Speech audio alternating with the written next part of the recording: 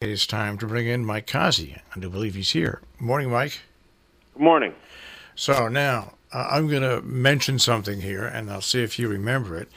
When we first started talking about our Super Bowl picks on Thursday, and then actually did them on Friday, but on Thursday, you made one statement to me about the team that you were going to pick to win it, that you were a little worried. What was that?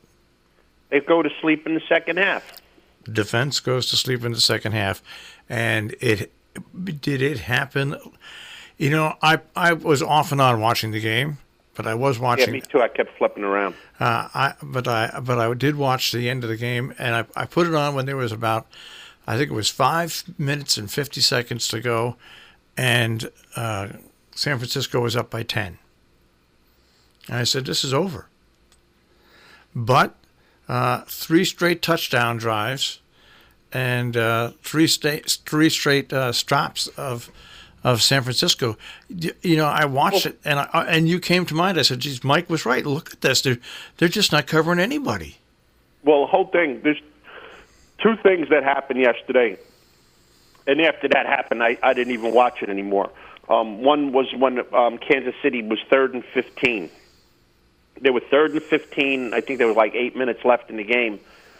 And they pressured Mahomes a lot. They were all over him. And he just aimlessly threw a ball up. I was like, oh, this should get picked. Yeah. There was nobody near the guy. And they completed the pass for 40-something yards on the 3rd and 15. That's pitiful. Yeah. And then a few plays later, they scored. So at that point, it's 20-17. And I think there was like 6 minutes left in the game. So at that point, the 49ers get the ball back. First down, they run right up the middle for 5 yards. I'm like, oh, they just kill the clock. Yeah.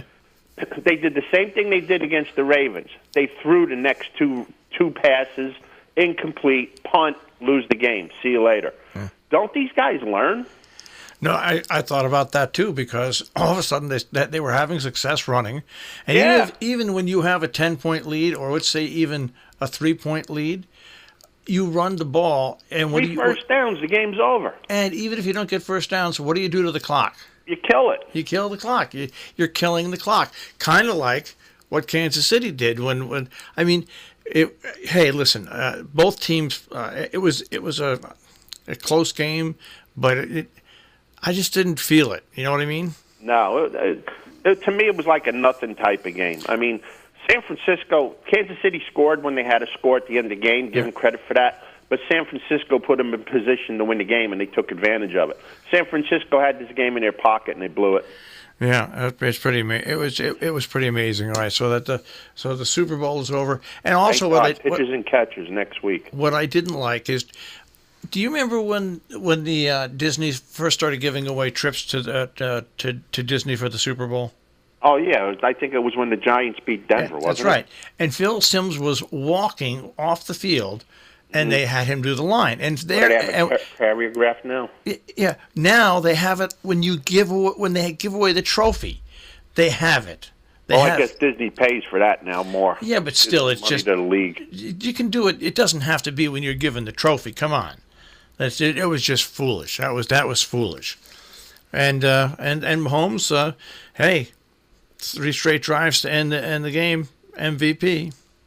Like I said, and you brought up again, Mahomes had to do it, but the 49ers defense goes to sleep. Yeah. But really, I was watching that, and so I said, geez, if Mike's watching this, he's pulling his hair out, because this is exactly what he said was going to happen. Oh, no, I didn't pull my hair out. I couldn't care less. I couldn't care less who wins the game.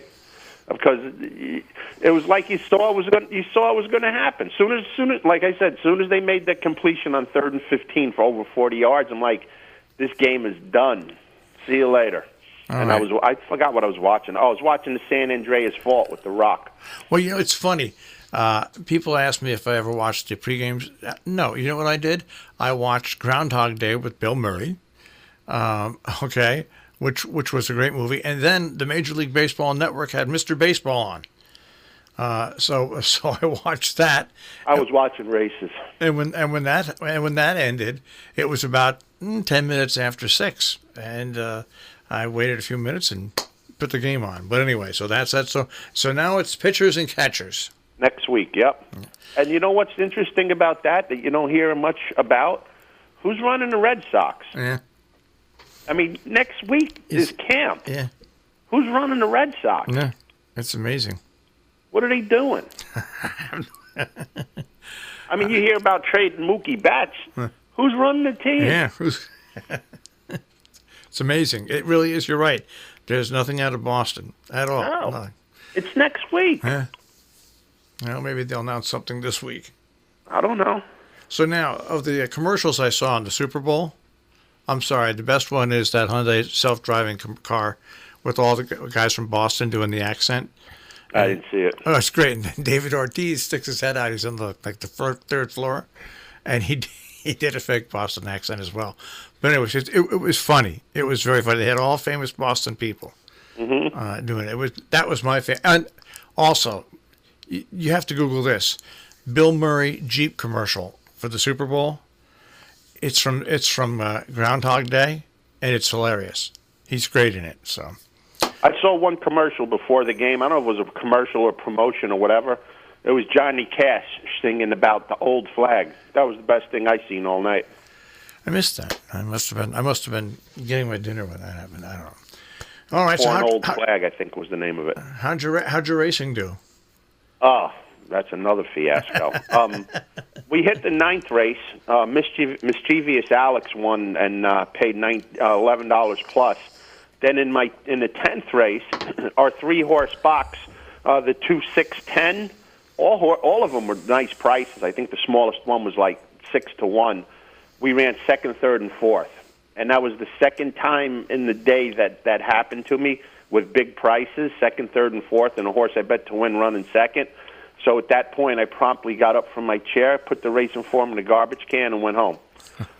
In the Holy Bull, the favorite one, Tis the Law, and people are salivating all over themselves about this horse winning the Kentucky Derby already. This horse beat nobody. He's a New York bred, and I'll say it again, he beat nobody. Yeah. Some horses you can see flashes of brilliance winning even in February. This horse doesn't have it. So anybody that wants to bet this horse for the Kentucky Derby, contact the station. I will book your bet. And remember, if he doesn't make it to the Derby, you still lose. So whoever wants to bet this horse, I'll gladly take your money. And I'll even do like all of these other places do. I'll throw 5-1 on top of whatever his Kentucky Derby odds are if he makes it. So I'll book your bet. 'Tis the law. Send it in. Of course, folks, this is purely entertainment and not true because we're not allowed to. Not me, not the station. I know, we can't even publicize that on the air. So I'm saying he's kidding, folks. Yeah, this horse has no shot, so save your money, people. All right. What else? I got what else. I went to the Seton Hall Xavier game on Saturday. It was 11 a.m. start. It was in Newark. Now, I got tickets through a friend of mine, guy I know a while, and I'm really grateful for it. We sat good seats. They were up on the top of the bowl in the last row, the 23rd row, which was a really great seat. What do you think a ticket costs for Seton Hall Xavier in Newark? $12. Put a 1 in front of it. What? $112? Yeah. The seat I was sitting in cost $113. Lordy. This is a college nothing basketball game. Lordy. Are you kidding me? Yeah. I went online just out of curiosity to check what they cost once I got, my friend, he took great care of me. It was really, really good. I really appreciate it. But I just looked at the price of the tickets just for the heck of it. And this wasn't no like resale broker or something. This was Ticketmaster. $113. Unbelievable. And that's before any other fees are involved with it. That's why I'll take my 70-inch Super Ultra HD TV anytime. Can you imagine that? No. No. What the heck would the Big East tournament cost in the Garden? If this was a Saturday morning game, Big what's East, that going to cost? It costs $500 a ticket, I bet you. $500 a ticket for something. And then if you get a little further down the road into the NCAA tournament, like the regionals and semifinals and whatever, what do they cost? I mean, is it like 3 paychecks for one ticket? It's amazing. It's wild. Yeah. A mutual friend of my friend I went with, guy I know from when we grew up in Jersey City, was there with like 6 kids. He went for almost $1,000 for tickets. Hopefully. I mean, probably he got them from somebody too because he knew a lot of people too. But imagine going. It was a kid's birthday. You went there with like a couple of guys and 6 kids. You're going for $1,000 for tickets. God bless the USA. Oh, my God. All right, I'll check with you tomorrow. Have a great day, guys. Take care, Mike. Mike Cozzi with a check on sports this morning here on The Breakfast Club on Robin Hood Radio.